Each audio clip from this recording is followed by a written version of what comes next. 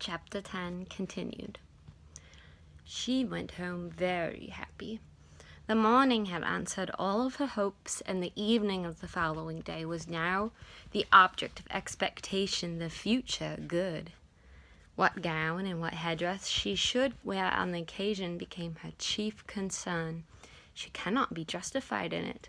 Dress is at all times a frivolous distinction, and excessive solicitude about it often destroys its own aim. Catherine knew this all very well. Her great-aunt had read her a lecture on the subject only the Christmas before, and yet she lay awake 10 minutes on Wednesday night debating between her spotted and her tambored muslin, and nothing but the shortness of the time prevented her buying a new one for the evening. This would have been an error in judgment, great though not uncommon, from which one of the other sex rather than her own, a brother rather than a great-aunt, might have warned her. For man only can be aware of the insensibility of man towards a new gown. It would be mortifying to the feelings of many ladies could they be made to understand how little the heart of man is affected by what is costly or new in their attire, how little it is biased by the texture of their muslin, and how unsusceptible of peculiar tenderness towards the spotted, the sprigged, the muller, the jaconet. Woman is fine for her own satisfaction alone. No man will admire her the more, no woman will like her for the better for it. Neatness and fashion are enough for the former, and something of shabbiness of impropriety will be most endearing to the latter. But not one of these grave reflections troubled the tranquillity of Catherine. She entered the rooms on Thursday evening with feelings very different from what had been attended her thither the Monday before.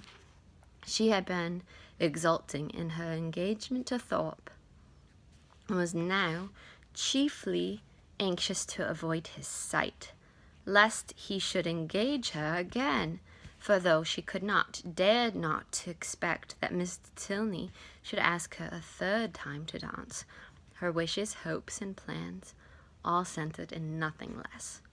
Every young lady may feel for my heroine in this critical moment, for every young lady has at some time or other known the same agitation. All have been, or at least all have believed themselves to be, in danger from the pursuit of someone whom they wished to avoid, and all have been anxious for the attentions of someone whom they wished to please. As soon as they were joined by the Thorpes, Catherine's agony began. She fidgeted about if John Thorpe came towards her, hid herself as much as possible from his view, and when he spoke to her pretended not to hear him. The cotillions were over, the country dancing beginning, and she saw nothing of the Tilneys. "Do not be frightened, my dear Catherine," whispered Isabella, "but I am really going to dance with your brother again. I declare positively it is quite shocking. I'd tell him he ought to be ashamed of himself, but you and John must keep us in countenance. Make haste, my dear creature, and come to us. John has just walked off, but he will be back in a moment." Catherine had neither time nor inclination to answer. The others walked away. John Thorpe was still in view, and she gave herself up for lost.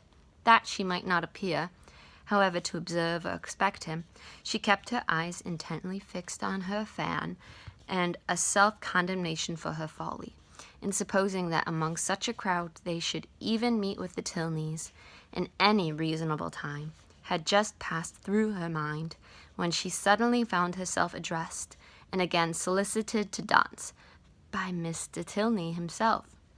With what sparkling eyes and ready motion she granted his request, and with how pleasing a flutter of heart she went with him to the set, may be easily imagined.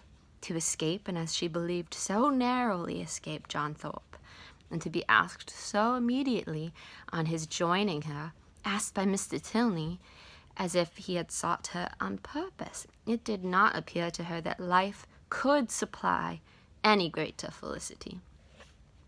Scarcely had they worked themselves into the quiet possession of a place, however, when her attention was claimed by John Thorpe, who stood behind her. Hey day, Miss Morland," said he. "What is the meaning of this? I thought you and I were to dance together." "I wonder you should think so, for you never asked me."